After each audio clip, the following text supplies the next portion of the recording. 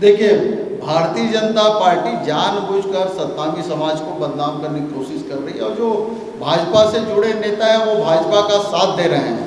जो गुरु बोल रहे हैं उनको सत्तावी समाज का साथ देना चाहिए। दयाल दास बघेल को जो मंत्री हैं वो सत्तावी समाज के बदौलत वहाँ मंत्री बन के बैठे हैं, उनको सत्तावी समाज का साथ देना चाहिए। सत्तावी समाज का साथ छोड़ के वो भारतीय जनता पार्टी का साथ दे रहे हैं। निश्चित रूप से ये निंदनीय है और हमारे समाज में भी इस बात की चर्चा चल रही है कि भारतीय जनता पार्टी के जो जनप्रतिनिधि हैं वो जानबूझकर समाज को ही बदनाम करने की कोशिश कर रहे हैं। तो समाज के लोग इस पर आगे कार्रवाई करेंगे। और जहाँ तक जो हमारे समाज में बहुत सारे निर्दोष लोगों को जानबूझकर जेल में डाला गया है, आने वाले समय में उसका पूरा खामियाजा भारतीय जनता पार्टी को भुगतना पड़ेगा। इसमें कहीं कोई दिक्कत नहीं है। और आप तो जानते हैं पत्रकार तक को फंसाने के लिए कि क्या कार्रवाई की गई थी। गांजे का केस बनाकर पत्रकार लोगों को तक फंसा रहे हैं। जो सरकार की नाकामियों को उजागर कर रहे हैं उनको किसी भी तरह से फंसाने का काम भारतीय जनता पार्टी की सरकार कर रही है। और हम ये दोनों जो भारतीय जनता पार्टी के नेता हैं उनको चेतावनी भी देते हैं कि वो सरकार का पक्ष छोड़कर सत्तावी समाज की जो बात है उसको भी उनको रखना चाहिए। निश्चित रूप में अब समाज के लोग बाबा गुरु घासीदास ही सत्तावी समाज के गुरु हैं और गुरु के वंश में पैदा होने वाले हर व्यक्ति गुरु बनने के काबिल नहीं है। तो समाज के लोग अब इस बात की ओर अग्रसर हो रहे हैं कि गुरु प्रथा बंद किया जाए और अधिकांश समाज के जो पढ़े लिखे लोग हैं वो गुरु प्रथा बंद करने के पक्ष में हैं। और लगभग 80% समाज के लोग 80 से 90% लोग गुरु प्रथा के पक्ष में नहीं है। वो सिर्फ एक ही गुरु हैं जो बाबा गुरु घासीदास जी हैं उनको मानते हैं। सतनामी समाज परम पूजनीय गुरु बाबा घासीदास जी का अनुयायी है। परम पूज्य गुरु बाबा घासीदास जी ने मूर्ति पूजा पे समाज पे बैन लगाई और उनके बनाए हुए नियम के मुताबिक हमारे समाज में गद्दी की पूजा होती है और जोड़ा जात खाम को बाबा जी का प्रतीक मान के उसकी पूजा होती है समाज में। और शुरू से गुरु परंपरा चले आई है निरंतर।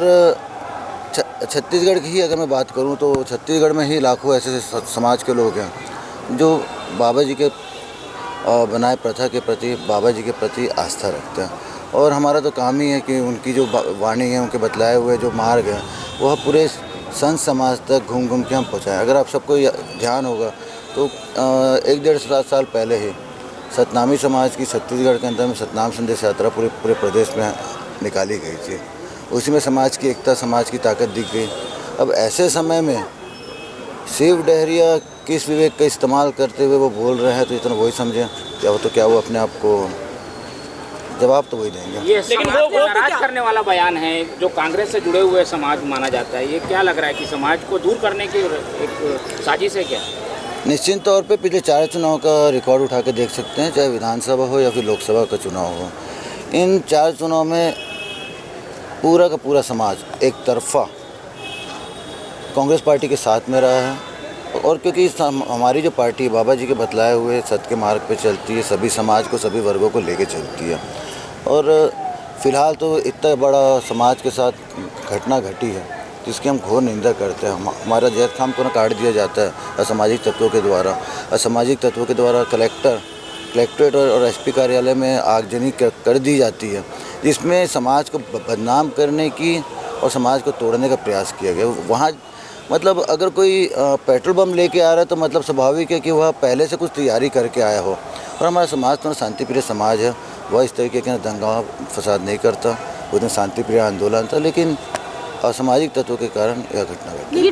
बयान को कैसे देखेंगे? वो कह रहे हैं डहरिया जी कह रहे हैं कि गुरु तो सिर्फ गुरु घासीदास हैं, वही असली गुरु हैं। और वो बाकी जो हाँ मतलब ये खत्म होना चाहिए। उनका कहना है कि समाज के लोग चाहते हैं कि भाई कि गुरु प्रथा बंद होनी चाहिए और अवसरवादी समाज से आते हैं।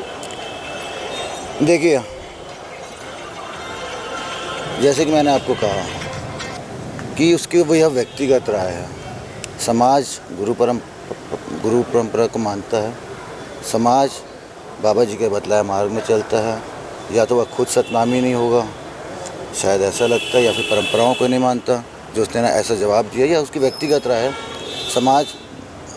समाज के साथ है। असली और नकली गुरु का भी मतलब एक तरीके से अगर कोई अपना व्यक्तिगत स्वार्थ सिद्ध करने के लिए, राजनीतिक स्वार्थ सिद्ध करने के लिए कोई भी अनर्गल बयानबाजी करता है, तो मैं नहीं सोचता कि ऐसे व्यक्ति को जवाब देना भी मेरे लिए उचित है। क्या उनके बयान को लेकर आप पार्टी के वरिष्ठ नेताओं से बातचीत करेंगे? क्योंकि पार्टी का काम है स्वयं संज्ञान लेना, नहीं तो अब एक तरफ शिव डहरिया के द्वारा कहा जाता है कि पिछले विधानसभा चुनाव के समय आप ही मीडिया वालों ने चलाया है कि कुछ हमारे परिवार के लोगों का नाम लेकर उसने बोला कि हिम्मत है तो आए उसके खिलाफ चुनाव लड़े उन लोग जिनको नाम लिया था उनमें से एक जन, उसने शिव डहरिया को हरा दिया। तो क्या ये इसकी चुनाव हारने की खींच है? ये तो वही समझेंगे, वही जानेंगे कि इस टाइप की सामाजिक बातें वो क्यों कर रहे हैं।